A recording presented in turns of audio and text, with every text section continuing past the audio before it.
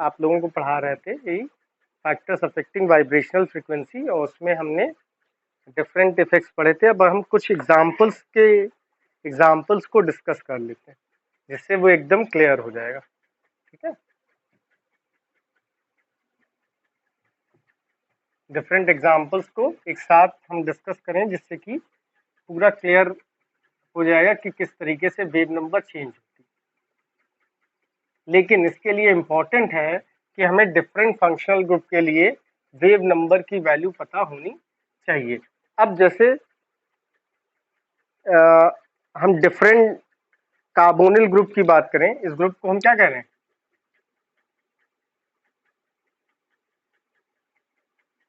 Carbonyl group. अभी इसकी दोनों वैलेंसी क्या है? फ्री है, तभी ये ग्रुप है। ग्रुप हम किसको कहते हैं? जिसकी वैलेंसी फ्री हो। जैसे अगर हम इसकी बात करें, ये क्या है? मीथेन CH4, तो ये कंपाउंड हुआ। लेकिन अगर हम इसकी एक वैलेंसी फ्री कर दें तो CH3, ये इसको हम क्या बोलते हैं? Methyl group. तो ग्रुप क्या है? ग्रुप आर द फंक्शनैलिटी जिनकी वैलेंसी क्या हो? एक या एक से ज्यादा फ्री हो, जो जुड़ सके। जैसे मेरी वैलेंसी कितनी है? 2 हाथ है, मेरी वैलेंसी 2 है। अगर मैंने दोनों वैलेंसी दोनों हाथ से पकड़ रखा है तो मैं सैचुरेट हो गया, कंपाउंड हो गया। लेकिन अगर एक भी हाथ मेरा फ्री है तो मैं क्या हूं? इस टाइम ग्रुप हूं, मैं किसी के साथ बॉन्ड कर सकता हूं। तो सेम वे में अगर हम कार्बोनिल की बात करें, अब कार्बोनिल जो है उसमें हम डिफरेंट फंक्शनैलिटी हम बना सकते हैं। अगर इसकी फ्री वैलेंसी, अगर हम फ्री वैलेंसी इसकी किससे जोड़ दें? H से जोड़ दें। किससे जोड़ दें? ये G, अगर मैं G की बात करूं, ये G है। If G equal to H, तो हम कहेंगे ये क्या है? ये कौन सा फंक्शनैलिटी हो जाएगी?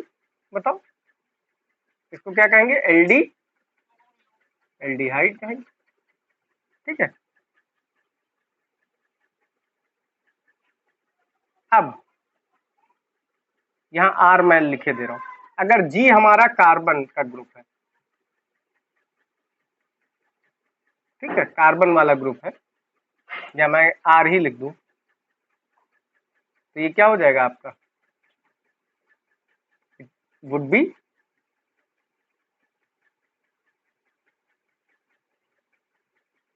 कीटोन। ठीक है, अगर ग्रुप आपका OH है तो ये क्या हो जाएगा? कार्बोक्सिलिक एसिड हो जाएगा।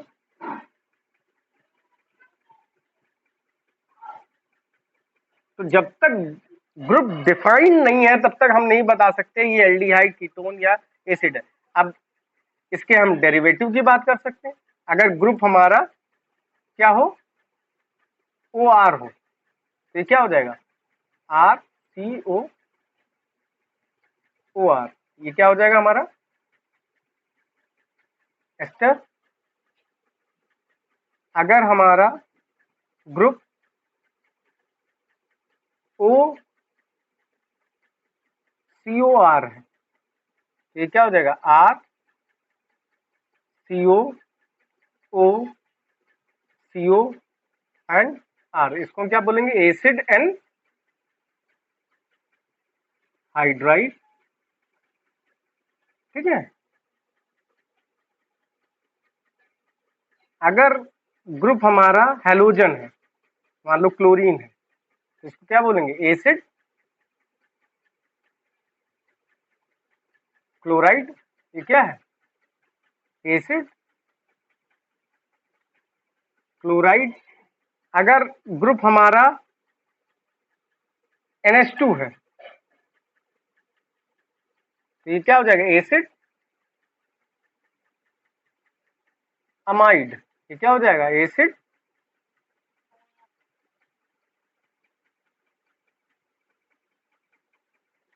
अमाइड हो जाएगा। अब भाई कार्बोनिल तो हर जगह है, तो क्या हर जगह वेव नंबर सेम होंगी?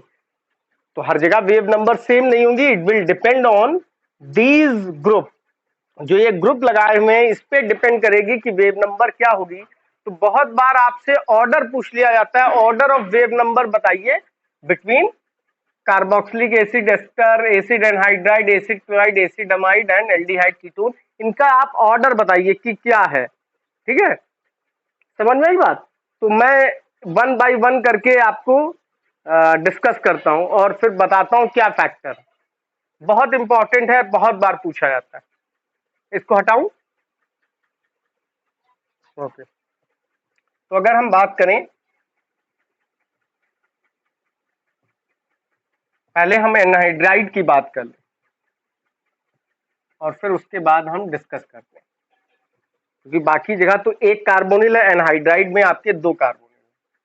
तो अगर हम एसिड एनहाइड्राइड की बात करें,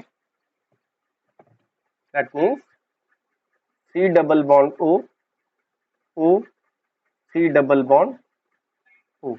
तो यहाँ कितने कार्बोनिल हैं? दो कार्बोनिल है। अब यहाँ देखें, ये दो कार्बोनिल के बीच क्या है? ऑक्सीजन ब्रिज है भाई। दो एसिड मॉलिक्यूल से वाटर निकल गया तभी तो एनहाइड्राइड बना। तो ये क्या है? लगातार रेजोनेंस में। तो इसका अगर मैं रेजोनेटिंग स्ट्रक्चर देखूं तो ये क्या हो जाएगा? CO नेगेटिव, और यहाँ जब इलेक्ट्रॉन इधर शिफ्ट कर दिए तो यहाँ नेगेटिव चार्ज आया, यहाँ कैसा चार्ज? पॉजिटिव, और ये दो इलेक्ट्रॉन मिलके क्या बन गया? बॉन्ड। ऑक्सीजन पे कोई चार्ज नहीं था, कैसा charge? Positive charge, and C double bond O and R। तो हम देख रहे हैं यहाँ दो कार्बोनिल, अगर मैं डिनोट कर दूं इसको, सपोज दैट ये फर्स्ट है और ये आपका मान लो सेकेंड है। ठीक है, तो अगर हम यहां बात करें, अब इस ऑक्सीजन का कैसा इफेक्ट होगा? पॉजिटिव चार्ज आ गया, ऑक्सीजन बीइंग मोर इलेक्ट्रोनेगेटिव अपनी तरफ क्या कर रहा होगा? इलेक्ट्रॉन खींच रहा होगा। तो ये किधर की तरफ शिफ्ट हो रहा है? जो CO ऑफ फर्स्ट है, यहां क्या हो रहा होगा? कार्बन ऑक्सीजन बॉन्ड लेंथ क्या हो रही होगी? डिक्रीज हो रही है। तो जब कार्बन और ऑक्सीजन बॉन्ड लेंथ डिक्रीज हो रही है, इसका मतलब बॉन्ड स्ट्रेंथ बढ़ रही है। तो K की वैल्यू क्या हो रही है?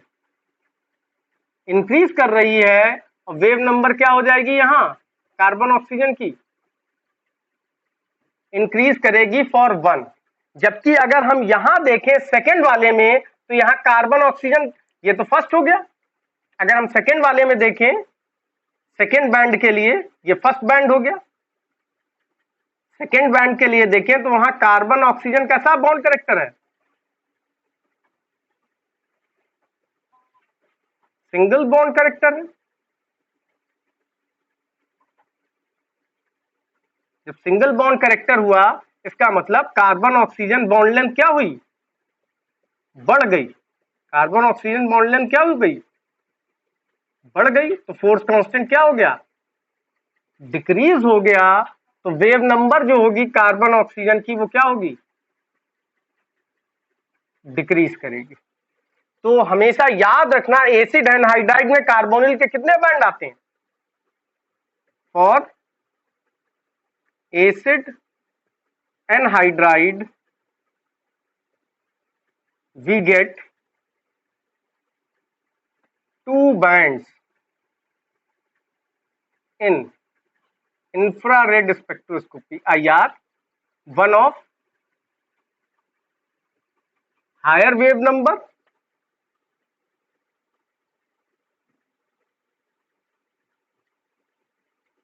and other of lower carbon oxygen stretching wave number. ये बात समझ में आई? ठीक है, क्लियर हुआ? आप देखो अब हम बात करते हैं, एक और फैक्टर की बात कर लेते हैं, एस्टर एंड एसिड क्लोराइड में हम बात करते हैं। ये पॉइंट है, हमेशा याद रखना। इन जनरल मीजोमेरिक इफेक्ट जो होता है, effect of group dominates over किस पे, इंडक्टिव इफेक्ट।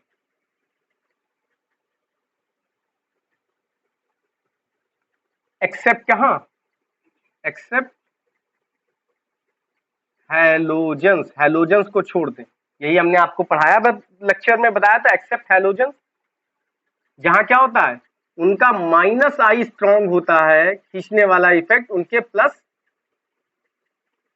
एम से, ठीक है।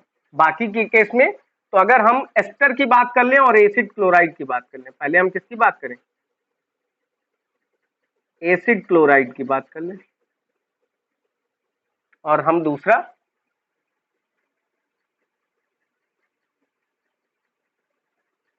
एस्टर की बात करें। दोनों जगह हम अगर रेजोनेटिंग स्ट्रक्चर लिखें तो ऐसे होगा। तो यहां भी क्या हो रहा है, कार्बन ऑक्सीजन बॉन्ड लेंथ क्या हो रही है, बढ़ रही ना, मीजोमेरिक इफेक्ट की वजह से।